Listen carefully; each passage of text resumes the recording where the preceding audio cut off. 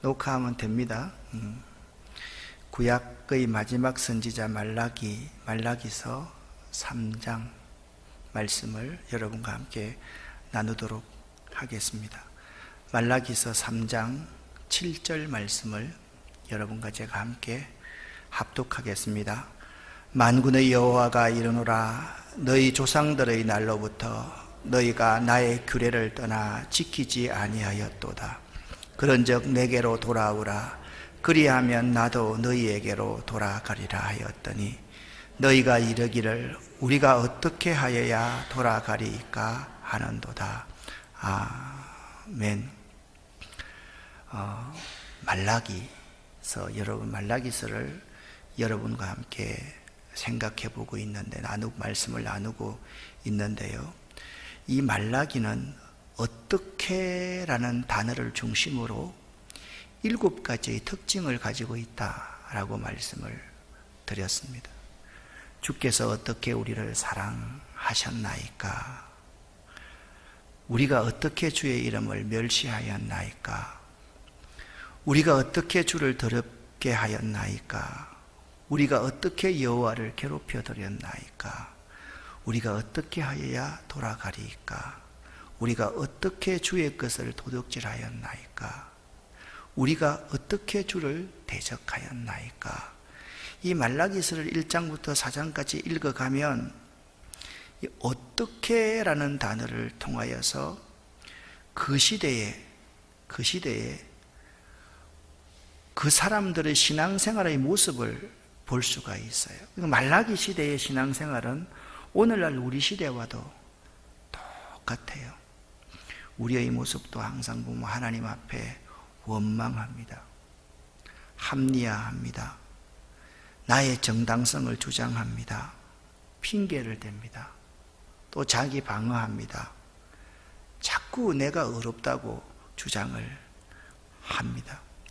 이스라엘 백성들의 의문이 2장 17절 마지막에서 딱 끝맺습니다. 그리고 3장 1절부터 5절에서는 하나님이 답변을 하고 있습니다. 이스라엘 백성들의 의문이 무엇이었는가? 2장 17절 말씀을 함께 읽겠습니다. 너희가 말로 여호와를 괴롭게 하고도 이르기를 우리가 어떻게 여호와를 괴롭혀 드렸나이까 하는도다. 이는 너희가 말하기를 모든 악을 행하는 자는 여호와의 눈에 좋게 보이며 그에게 기쁨이 된다 하며 또 말하기를 정의의 하나님이 어디 계시냐 함이니라. 아멘. 그들이 하나님을 괴롭게 하고도 우리는 하나님 괴롭게 한 적 없습니다. 하나님 이 세상 한번 보십시오. 저렇게 악한 자들이 잘 되지 않습니까? 왜 우리가 악한 자들에게 이런 어려움을 당해야 됩니까? 악한 자들이 도리어 잘 돼서 기쁘고 즐겁게 생활하고 있지 않습니까? 도대체 하나님이 정의의 하나님이라고 말씀하셨는데 정의의 하나님이 어디 계십니까? 그렇게 적반하장으로 하나님 앞에 질문을 던지고 있는 것이 이스라엘의 모습입니다. 여러분과 저의 모습을 가만히 한번 생각해 보세요. 여러분과 제가 신앙생활을 잘못하고 또 바르게 살지 못해서 나에게 어려움이 올 수 있습니다. 그러면 내가 바르게 살지 못하고 내가 신앙생활을 잘못했기 때문에 이 어려움이 온다라고 생각하고 내 탓입니다. 내 잘못입니다. 내가 잘못했습니다. 그렇게 말해야 될 터인데 하나님 살아계시는 겁니까? 하나님이 계시다면 나에게 어떻게 이런 일이 일어날 수가 있습니까? 여러분 생각을 한번 해보세요. 평소에 여러분 스스로가 건강관리를 잘 안 합니다. 건강이 나쁜 사람을 욕하는 게 아닙니다. 하루에 10,000보 이상 걸어야 되고요. 패스트푸드 음식 같은 거요 잘 먹지 말아야 되고요. 쓸데없이 너무 피곤하게 돌아다니지 말아야 돼요. 근데 평소 때 전혀 운동도 안 하고 건강에 관리도 안 하고 옛날 우리 시대의 어른들처럼 묵고 죽은 구시는 때깔도 좋다 하면서 무조건 많이 먹으면서 살찌우고 살면서 나에게 당뇨가 왔습니다. 합병증이 왔습니다. 내 병이 중해집니다. 그럴 때 하나님 앞에 말하는 거예요. 하나님이 어디 계십니까? 하나님이 사랑의 하나님이라고 말씀하시면서 왜 나를 이렇게 고통 가운데로 몰아넣습니까? 라고 한다면 여러분 잘 한번 생각을 한번 해보세요. 그게 하나님의 잘못입니까? 아니면 여러분의 잘못입니까? 여러분이 평소 때 정말 건강에 대해서 생각을 많이 해야 됩니다.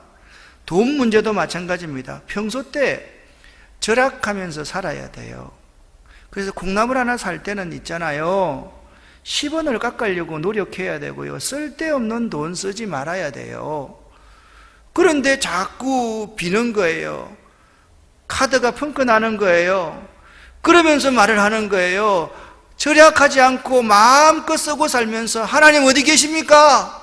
하나님 왜 축복하지 않으시는 겁니까? 라고 말을 하는 그런 사람들에게 하나님이 오늘 이렇게 3장에서 말씀하십니다.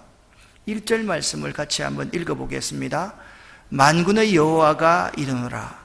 보라, 내가 내 사자를 보내리니 그가 내 앞에서 길을 준비할 것이요 또 너희가 구하는 바 주가 갑자기 그의 생전에 임하시리니 곧 너희가 사모하는 바 언약의 사자가 임할 것이라. 아멘. 자, 말라기라는 이름의 뜻이 뭐라고 그랬습니까? 나의 사자, 하나님의 사자라는 뜻입니다. 한번 따라합시다. 나의 사자, 하나님의 사자. 그러니까 말라기라는 선지자의 이름의 뜻을 여러분 잘 알아야 돼요. 말라기는 누구라고요? 하나님의 사자인 거예요. 하나님의 사자를 만군의 여호와가 이렇게 말씀해요. 하나님, 공의가 어디 있습니까? 정의의 하나님이 어디 계십니까? 라고 말을 했을 때 하나님께서 말씀하시는 거예요. 보라, 내가 내 사자를 보내리니 그가 내 앞에 길을 준비할 것이요. 말라기는요, 400년 이후에 예수님께서 오실 그 길을 예비하는 사람이었어요. 또 구약 성경에는 말라기와 똑같은 인물이 나옵니다. 그가 엘리야를 먼저 보낼 것이다 라고 말합니다. 이 엘리야도 주의 길을 예비하는 사람입니다. 신약 시대에 들어가서 세례 요한이 있었습니다. 이 세례 요한도 주의 길을 예비하는 사람이에요. 그러니까 항상 하나님은 있잖아요. 우리가 어려움을 당하기 전에 어려움을 당하지 않게 하는 장치를 하나님께서 다 보여주시는 거예요. 그 주의 사자를 통해서 우리가 예비하고 준비하고 대비할 수 있게끔 만들어 주시는 거예요. 세례 요한을 통해서 우리에게 말씀하는 거예요. 세례 요한의 메시지가 뭐였어요? 그는 흥하여야 하겠고 나는 쇠하여야 하리라. 그가 누굽니까? 메시아이신 예수 그리스도입니다. 그러니까 그는 메시아이신 예수 그리스도의 신발끈 풀기도 감당치 못할 사람이었습니다. 그가 말합니다. 나는 광야에서 외치는 자의 소리에 불과하다. 주의 길을 예비하라. 주의 첩경을 평탄케 하라고 하나님께서 나를 나팔수로 부르셨다. 그래서 만군의 여호와가 보낸 하나님의 사자는요, 첫 번째, 내 앞에서 길을 준비하는 사람이다. 그렇게 말씀을 하고 있습니다. 그런데 그들이 구하는 분이 있습니다. 그 길이 누구를 위한 길인가? 메시아를 위한 길입니다. 메시아를 위한 길입니다. 신약 성경에 사도행전에 보면 성령이 임할 때 항상 따라 나오는 단어가 있습니다. 그게 뭡니까? 여기 지금 적혀 있어요. 호련히.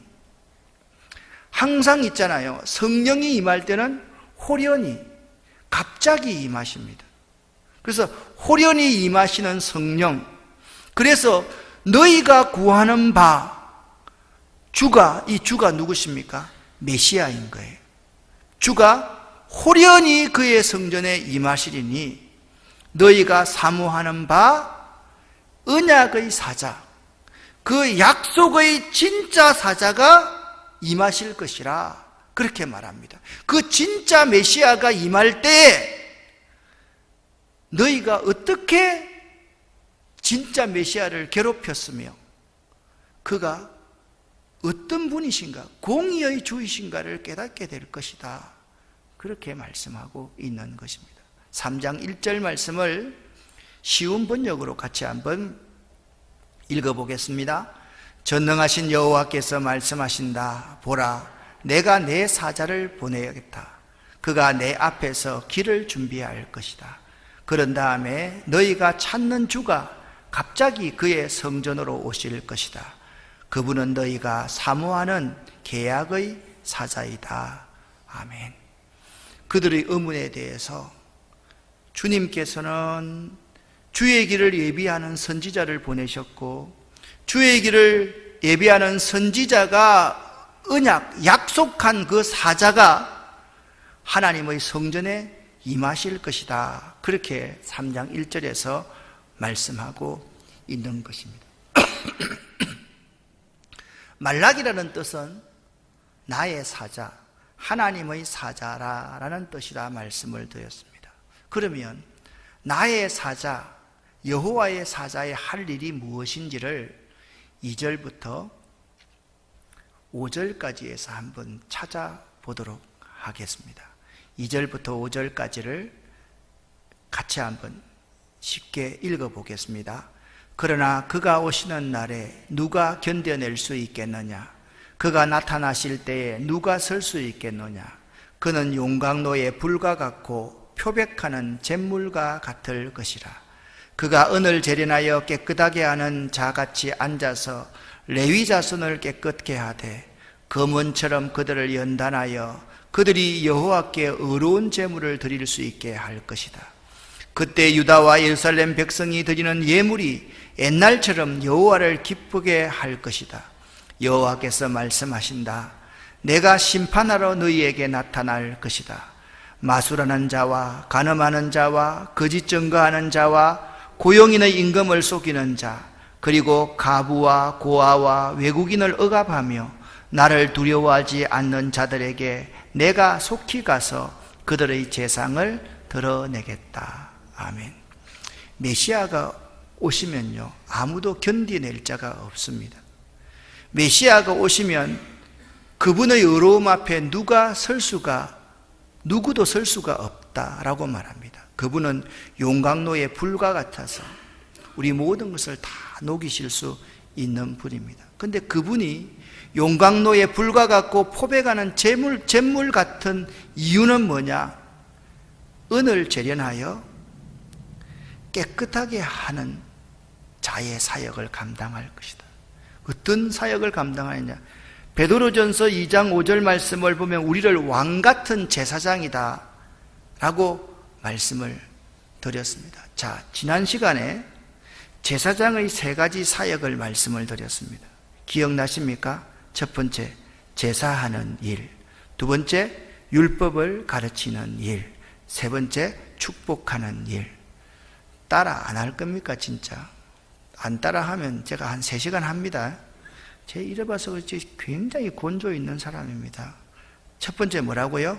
제사하는 일. 두 번째, 율법을 가르치는 일. 세 번째, 축복하는 일. 이게 제사장이에요. 이 제사장의 사역을 잘 감당케 하기 위해서 주님께서 이 땅에 오셔서 용광로처럼 은을 재련해서 깨끗게 하되, 누구를 깨끗게 하느냐? 자기에게 예배드리게 하는 레위 자손을 깨끗게 하여서 그들로 여호와께 의로운 제물을 드릴 수 있게 할 것이다. 그렇게 말씀을 하고 있습니다. 하나님이 2장까지 해서 너희 더러운 제물을 받으신다고 했습니까? 안 받는다 그랬습니까? 절대 안 받겠다 그랬습니다. 너희의 더러운 예배를 받는다 했습니까? 안 받는다 했습니까? 안 받는다 그랬습니다. 메시아가 다시 오셔서 하나님의 언약의 복음을 선포하고 진짜 메시아가 오셨을 때 그분이 우리를 용광로처럼 표백하는 잿물같이 우리를 깨끗게 하셔서 우리 레위 백성들을 하나님 앞에 깨끗한 제물, 의로운 제물을 드릴 수 있게 해 주시겠다. 할렐루야. 그렇게 말씀을 하고 계시는 거예요. 4절 말씀을 다시 한번 읽어보겠습니다. 그때 유다와 예루살렘 백성이 드리는 예물이 옛날처럼 여호와를 기쁘게 할 것이다. 아멘. 옛날처럼이라는 단어가 중요한 단어입니다. 왜 옛날처럼입니까? 지금은 깨끗한 제물이 아니더라는 거예요. 깨끗한 예배가 아니더라는 거예요. 그분이 오셔야지만이 레위 자손들인 우리 한 사람 한 사람을 깨끗하게 하여서, 자, 지금 말라기서에 이스라엘 백성들의 모습을 상징하고 있는 다른 한 단어가 있습니다. 제사장이 말라기서에 이스라엘의 백성 가운데 중요한 인물입니다. 이 제사장은 레위 자손이거든요. 그러니까 하나님의 백성들을 깨끗하게 하여서 그들의 예물을 내가 기쁘게 흠양하겠다, 그렇게 말씀하고 있는 거예요. 그런데 이 메시아가 하시는 일이 두 가지가 있습니다. 오늘 3장 5절 말씀을 보면 첫 번째, 심판의 사역을 위해 메시아가 임하실 것이다 라고 말합니다. 메시아가 심판하는 사역, 이걸 하면요, 누가 그 앞에서 견뎌낼 수 있으며 누가 그 앞에 설 수 있을까? 라고 그렇게 말합니다. 그는 용광로에 불과 같고 표백하는 잿물과 같이 심판하는 자로 우리에게 임하실 것이다 라고 말씀하고 있습니다. 그래서 예수님께서 오셔서 공생의 초기와 공생의 말기에 아주 대단한 일을 하셨습니다. 어떤 일을 하셨습니까? 성전을 정화시키는 일을 했습니다. 어떤 사람들은 이게 기록하는 사람들이 한 번 정화했는데 2번 기록했다 이렇게 말을 하는데 아닙니다.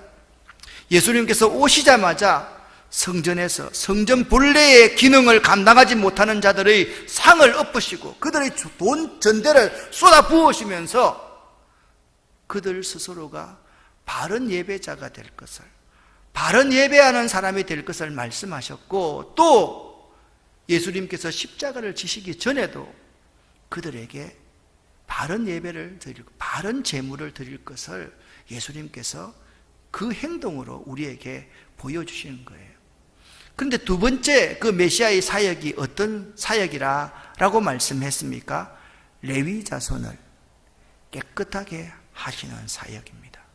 레위 자손 대신에 나를 깨끗하게 하는 사역, 우리를 깨끗하게 하는 사역이라는 말입니다. 곧 영적인 제사장들을 깨끗하게 하여서 그들이 하나님이 기뻐하시는 산 제사로 예배하게 할 것이다, 그렇게 말씀을 하고 있는 것입니다. 자, 영적 제사, 산 제사라는 이 문장이 신약에 어디에 나오는지 여러분 기억하십니까? 기억은 다 하실 거예요. 그런데 지금 생각이 안 날 거예요. 로마서 12장 1절 2절 말씀을 보면 이런 말씀이 기록되어져 있습니다. 먼저 1절 말씀 함께 읽습니다. 그러므로 형제들아, 내가 하나님의 모든 자비하심으로 너희를 권하노니 너희 몸을 하나님이 기뻐하시는 거룩한 산 제물로 드리라. 이는 너희가 드릴 영적 예배니라. 아멘. 메시아가 오셔서 우리를 심판하게 하고 레위인들을 용광로와 또한 잿물을 가지고 깨끗하게 하듯이 레위인들을 정결하게 만들어서 하나님이 기뻐하시는 거룩한 산 제물로 드리게 해주실 분이 누구라고요? 예수 그리스도라고 말씀하고 있는 거예요.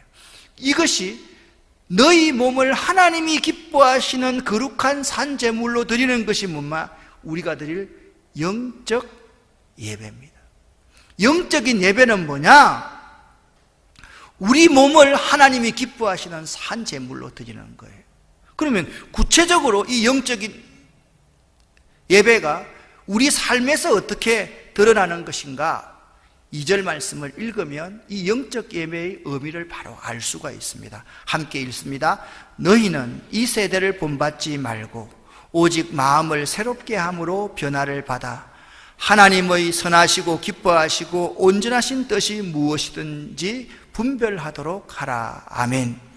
첫 번째, 이 세대를 본받지 말아야 돼요. 이 세속의 가치를 본받아서는 안 돼요. 예수 믿는 사람이 세상의 가치를 쫓아가서는 안 된다는 거예요. 영적 예배를 드리는 사람은, 세상의 가치를 쫓아가는 사람은요, 이 세상의 가치를 어디에 넣는가 하면 메시아의 용광로에 넣어가지고 단련해서 정금 같은 믿음으로 나와야만 된다라는 거예요.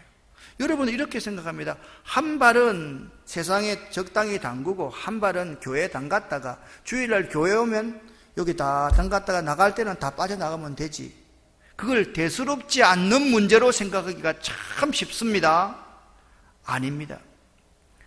영적 예배를 드리는 사람, 하나님이 기뻐하시는 거룩한 산제물로 내 삶을 드리는 사람은 첫 번째, 이 세대를 본받지 말아야 돼요. 두 번째, 뭡니까? 변화를 받아야 돼요. 변화되어야 돼요. 예수 그리스도를 인격적으로 만나서 변화되지 않으면 안 돼요. 변화하여 새 사람이 되어야 되는 거예요. 이전에 있는 그 모습을 그대로 가지고 있어서는 안 돼요. 그 성품, 그 기질들, 그걸 그대로 가지고 있어서는 안 되는 거예요. 내가 이만큼 변해도 많이 변했어요. 이게 맞는 말이에요? 안 맞는 말이에요? 다시, 내가 이만큼 변해도 많이 변했어, 이런 말 하지 마세요. 변하려면 확실히 변하든지. 여러분, 배추 절일 때 이렇게 말씀하면, 반쯤 절이고 김치 담아 먹을래요? 맞아요, 틀려요? 대답을 안 하세요. 어떻게? 아니죠. 완전히 변화를 받아야 돼요. 완전히. 그 다음에 분별할 줄 알아야 돼요. 하나님이 어떤 분이신지, 하나님의 선하시고 기뻐하시고 온전한 뜻이 무엇인지 분별할 수 있어야 돼요. 그 세 가지를 꼭 기억해야 돼요. 이 세대를 본받지 말아야 된다. 두 번째, 변화를 받아야 된다. 세 번째, 영적인 분별력을 가지고 이 세상을 살아야 된다. 이것이 하나님이 우리 시대에 기뻐하시는 거룩한 영적인 예배다, 그렇게 말씀하고 있는 거예요. 메시아가 오셔서 이 세상에 불의한 것, 정의롭지 못한 것, 그것을 심판하실 분이 메시아이시고, 이 메시아는 우리의 잘못된 부분, 잘못된 태도, 그것을 완전히 바꾸어서 이 세대를 본받지 않게 하고 변화를 받아서 영적인 분별력을 가지고 살 수 있도록 하는 것, 이것이 메시아이신 예수 그리스도의 사역이다. 할렐루야. 여러분, 이 세 가지를 꼭 명심하세요. 첫 번째, 이 세대를 본받지 마십시오. 두 번째, 변화를 받으십시오. 마음을 새롭게 함으로써 변화를 받아야 됩니다. 세 번째, 하나님의 선하시고 기뻐하시고 온전하신 뜻이 무엇인지 분별하도록 할 수 있어야 돼요. 이 세 가지를 위해서 오신 분이 메시아이신 예수 그리스도다, 그렇게 우리에게 말씀하고 있습니다. 오늘 말라기서 3장 6절 말씀을 보면 이스라엘 백성들을 대하시는 하나님이 어떤 분인가, 그 시대의 제사장들과 타락한 제사장들과 타락한 레위인들과 타락한 하나님의 백성들을 대하시는 하나님은 어떤 분인가에 대해서 3장 6절에서 말씀을 하고 있습니다. 3장 6절 말씀을 함께 읽어보겠습니다. 나 여호와는 변하지 아니하나니 그러므로 야곱의 자손들아 너희가 소멸되지 아니하느니라. 아멘. 여기 하나님의 속성을 뭐라고 말씀하고 있습니까? 불변하시는 분이다. 하나님은 변치 아니하시는 분이다. 여러분과 저는 있잖아요, 좀 감정이 상하고 기분만 상하면 헷가닥 변해버리죠. 그죠? 그걸 세상 말로 하면 돌아버리는 거죠. 그죠? 완전히 뚜껑이 열려가지고 돌아버리면 제정신이 아닌 거야. 자기가 해야 될 말도 못하고 하지 말아야 될 때를 마음껏 하고 축복의 말을 하지 못하고 저주의 말을 하는 것이 우리의 모습입니다. 그런데 하나님은 그런 분이 아니에요. 우리가 아무리 그를 배반한다 할지라도, 우리가 아무리 그를 모른다 할지라도, 우리들이 아무리 어떻게 하나님이 우리를 이러실 수가 있습니까? 하나님이 어떻게 우리를 사랑하셨습니까? 우리가 핑계대고 자기 합리화시키고 자기 정당화시키고 이유를 댄다 할지라도 하나님은 어떤 분이라고 말씀하십니까? 나 여호와는 뭐요? 변치 아니하시는 하나님이다. 할렐루야. 정말 얼마나 멋진 하나님입니까? 여러분과 제가 믿는 하나님이 그런 하나님이에요. 그래서요, 이렇게 우리가 하나님은요, 변함없는 사랑과 은혜로 이스라엘 백성들을 구원해 주시는 분이십니다. 할렐루야. 여러분과 저를 구원해 주시는 분입니다. 우리가 이걸 알아야 돼요. 하나님 앞에는 염치 없어야 됩니다. 죄인인 우리들은요, 하나님 앞에 염치가 있어서는 안 됩니다. 죄를 짓고 나서 뻔뻔하게 하나님께 나갈 수 있어야지, 내가 죄를 지었기 때문에 하나님 못 나갑니다, 그렇게 할 수는 없는 거예요. 왜? 그분은 하나님이고 우리는 죄인이기 때문에 우리는 죄인일 수밖에 없어요. 제가 물어볼게요. 하나 지어도 죄입니다. 맞죠? 9가지 지어도 죄입니다. 맞죠? 그러면 생각 한번 해보세요. 하나도 죄고 9개도 죄면 우리 모두가 다 죄인 아닙니까? 우리가 생각할 때는 하나는 좀 어려운 사람이고 9개 지은 사람은 나쁜 사람이라고 생각하기 쉽지만, 하나님의 관점에서 보면요, 우리 모두가 의인은 없나니 하나도 없다. 모든 사람이 죄를 범하였음에 하나님의 영광에 이르지 못한다 라고 하나님은 말씀하셨거든요. 그래서 하나 죄 지은 사람이나 2죄 지은 사람이나 9죄를 지은 사람이나 다 하나님은 변치 아니하시는 은혜와 사랑으로, 헷세대로 여러분을 구원하시는 줄 믿으시기를 예수 이름으로 간절히 축원합니다. 이게 하나님의 구원의 방법입니다. 자꾸 우리들이 생각하는 거예요. 내가 죄가 너무 많다라는 거예요. 그러면 여러분 한번 생각해 보세요. 이 가운데 죄가 없는 분이 있으면 한번 손 들어 보세요. 죄가 뭡니까? 죄가 뭡니까? 이렇게 정의해 보세요.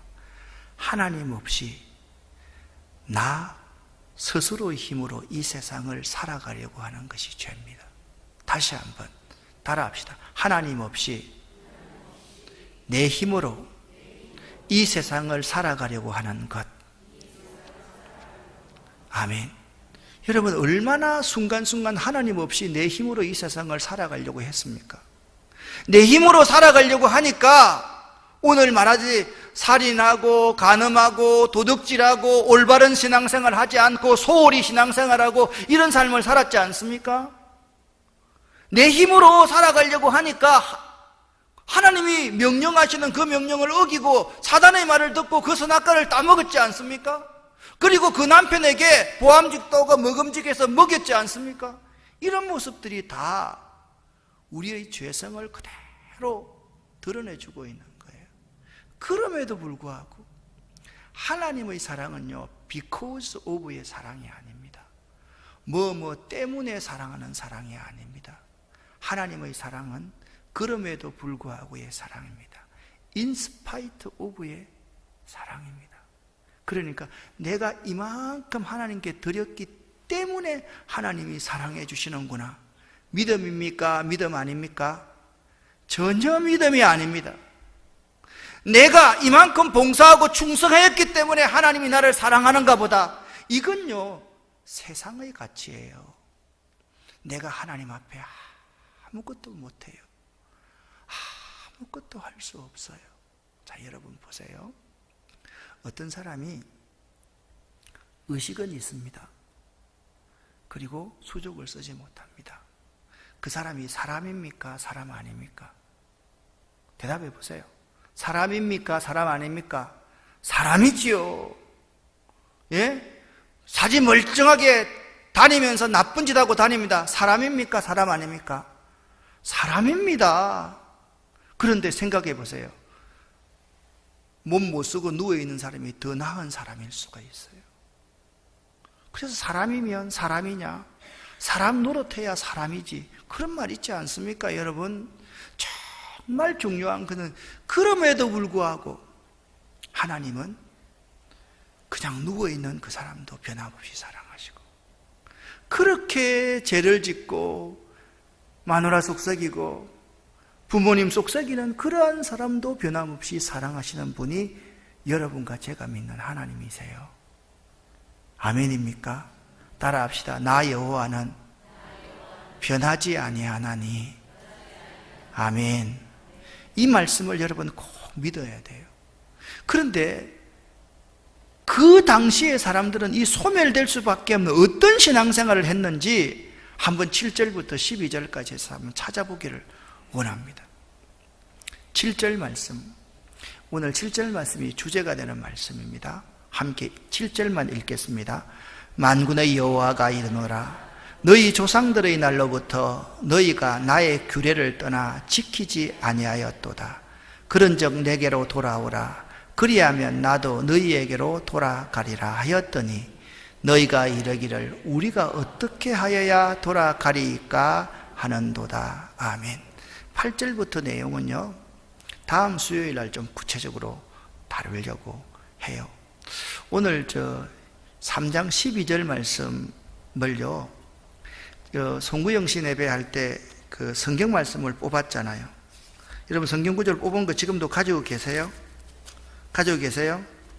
그 말씀이에요. 뽑은 말씀이 저는 말라기서 3장 12절 말씀이에요.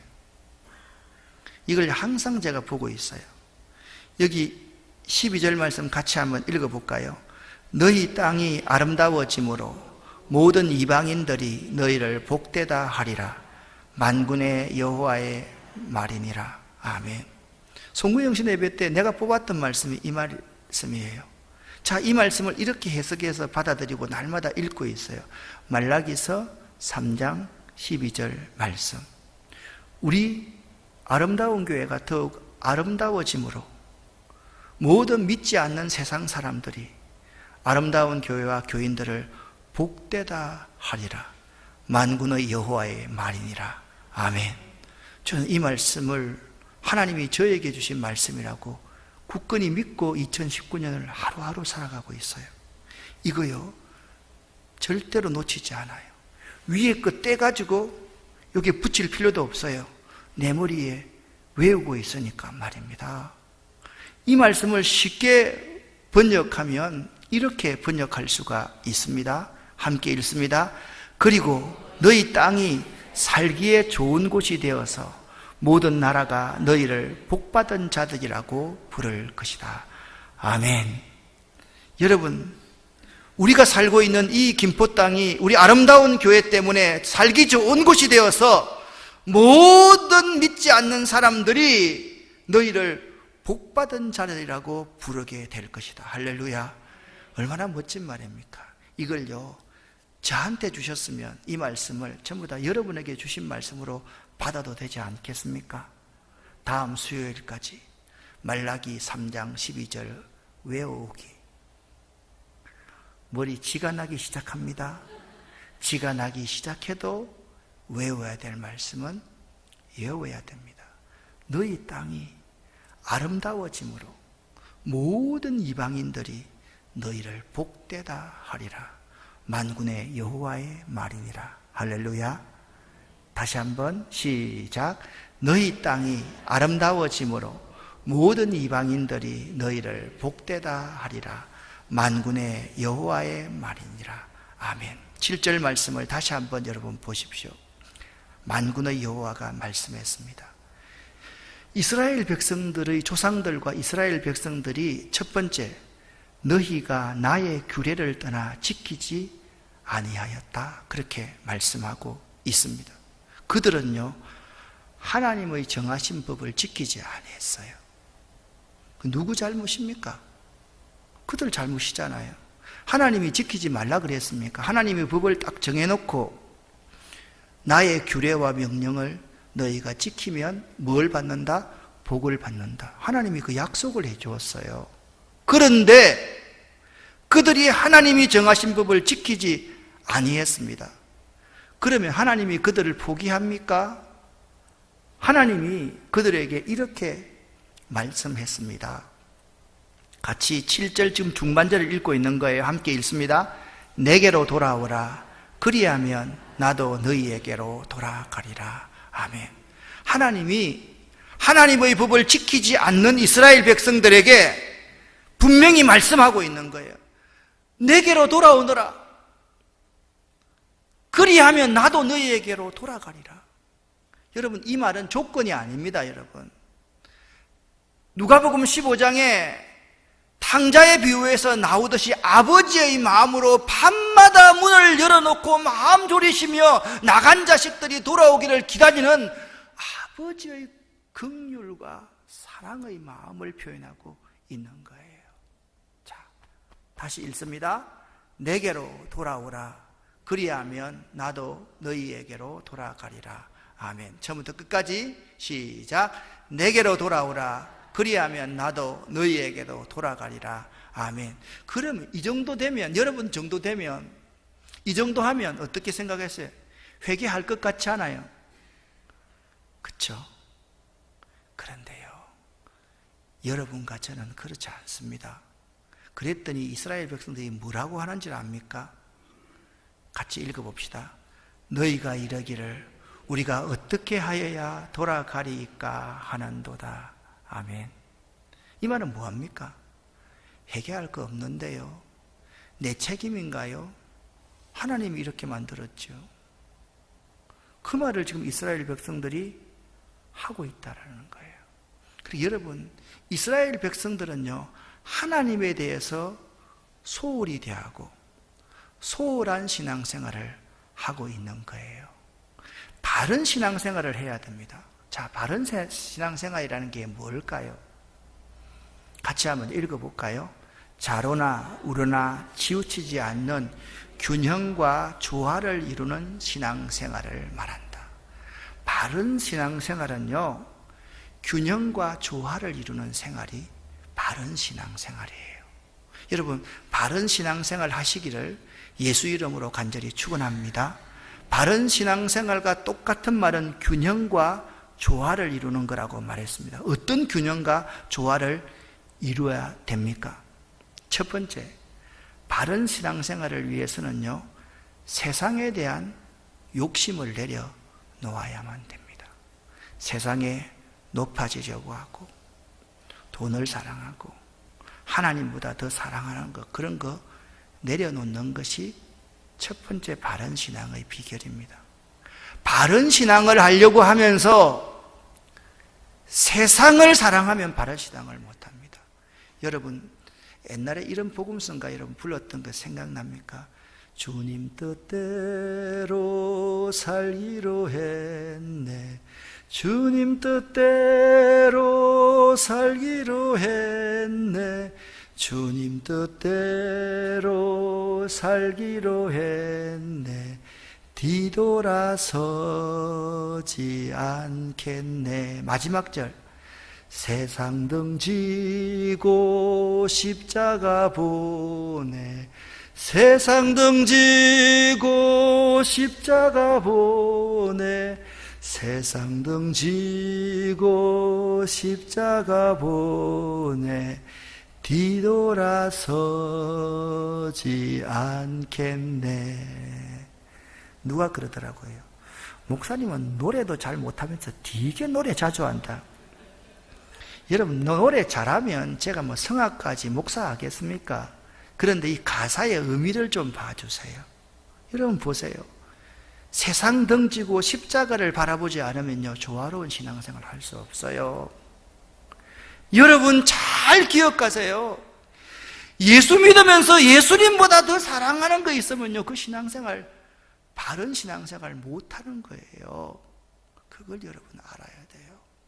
욕심 내려놓아야 돼요. 세상에서 높아지고자 하는 마음 내려놓아야 돼요. 더 사랑하는 거 그거 내려놓아야 돼요. 그거 안 하면 바른 신앙생활 할 수 없어요. 두 번째, 하나님에 대한 분명한 인식을 가지고 생활해야 돼요. 하나님이 어떤 분이에요? 하나님은 하나님이에요. 하나님은 절대자예요. 하나님은 창조주이고 우리는 피조물이에요. 우리는 뭐하고 살아야 돼요? 하나님께 예배하는 것이 우리의 인생의 본분이에요. 하나님께 헌신하는 것이 우리의 본분이에요. 하나님께 찬양하는 것이 우리의 본분이에요. 우리들은요, 하나님 앞에 왜 헌신해야 됩니까? 이런 말하면 안 돼요. 하나님 앞에 왜 예배를 드려야 됩니까? 말하면 안 돼요. 하나님 앞에 불평하면 안 돼요. 하나님은 누굽니까? 하나님은 우주와 천지와 만물과 여러분과 저의 주인이십니다. 할렐루야. 그 앞에 합당한 제사를 드려야 되고, 그분 앞에 우리 인생 모든 것을 다 드릴 수 있어야 되고, 그분을 찬양하는 삶을 살아야만 되는, 그게 바른 신앙생활이에요. 세 번째, 마지막입니다. 세상 사람들에게 뭘 받아야 된다? 칭찬을 받아야만 됩니다. 저한테 저녁 때 설교를 안 받는 사람은 이럴 때는 있잖아요, 카메라 꺼내가지고 탁 찍어도 괜찮아요.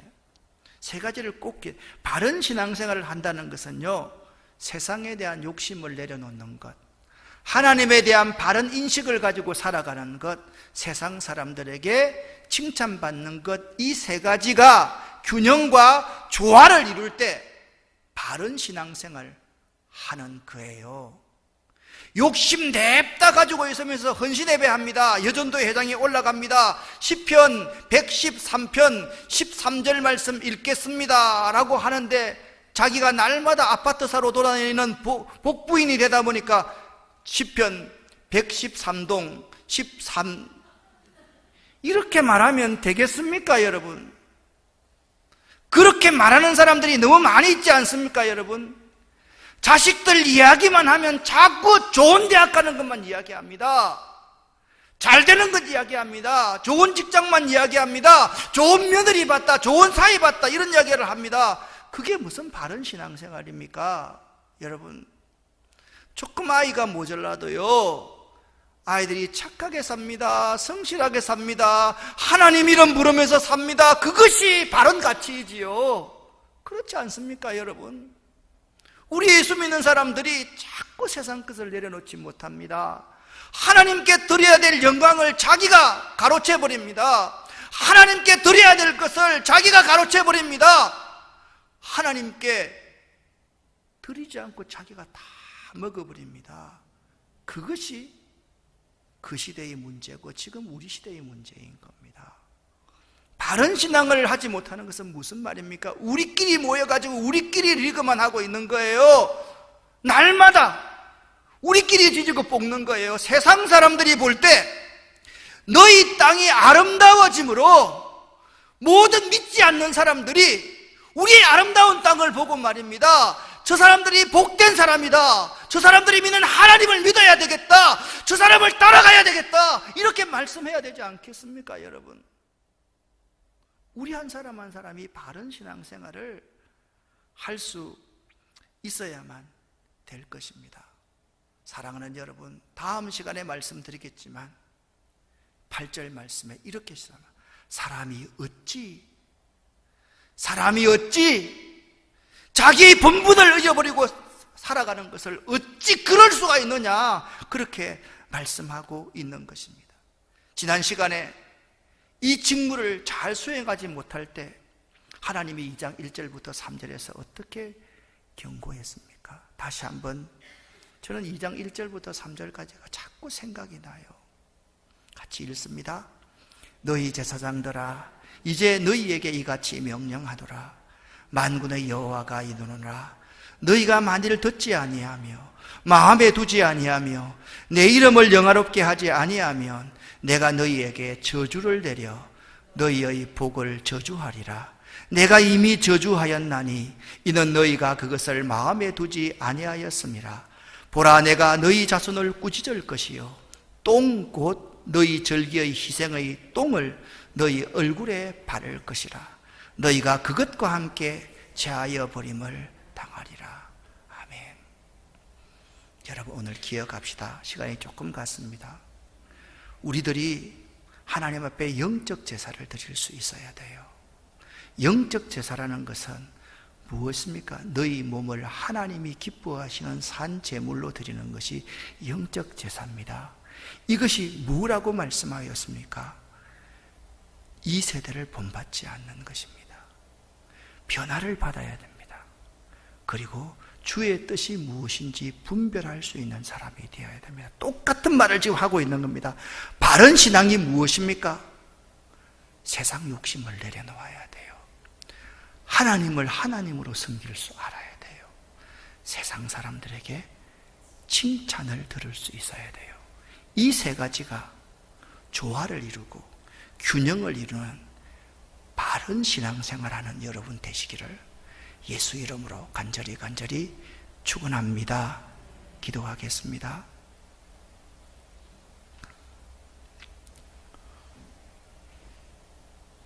여러분 3절 말씀을 눈을 떠서 다시 한번 2절과 3절 말씀을 보십시오. 너희가 만일 듣지 아니하며 너희가 만일 마음에 두지 아니하여 내 이름을 영화롭게 하지 아니하면 내가 이미 저주를 내려 너희의 복을 저주하리라. 보라, 내가 너희 자손을 꾸짖을 것이요 너희 얼굴에 절기 희생의 똥을 쳐 바를 것이다. 그것과 함께 너희가 제하여 버림을 당하리라. 정말 무서운 말씀을 하나님께서 이 시대에 우리들에게 하고 있습니다. 오늘 여러분과 제가 하나님 앞에 참여하며 내게로 돌아오라. 그리하면 내가 너희에게로 돌아가리라. 이 말씀 꼭 명심하고 너희 땅이 아름다워짐으로 믿지 않는 이방 사람들이 너희를 복되다 하리라. 그렇게 만들어갈 수 있기를 바랍니다. 주여 믿습니다. 하겠습니다. 주여 믿습니다. 주여 믿습니다. 주여 믿습니다.